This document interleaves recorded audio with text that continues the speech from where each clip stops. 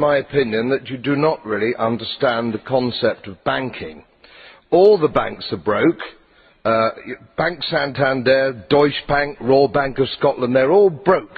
And why are they broke? It isn't an act of God. It isn't some sort of tsunami. They're broke because we have a system called fractional reserve banking, which means that banks can lend money that they don't actually have. It's a criminal scandal, and it's been going on for too long.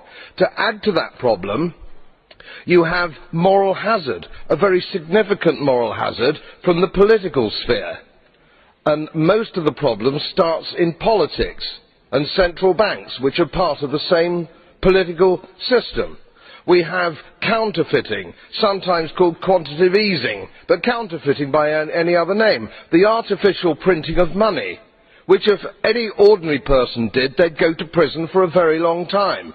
And yet governments and central banks do it all the time. Central banks repress the amount of interest that rates are, so we don't have the real cost of money. And yet we blame the real retail banks for manipulating LIBOR. The sheer effrontery of this is quite astonishing. It's central banks. It's central banks that manipulate interest rates, Commissioner.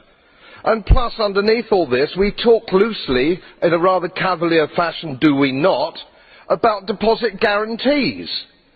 So when banks go broke through their own incompetence and chicanery, the taxpayer picks up the tab. It's theft from the taxpayer.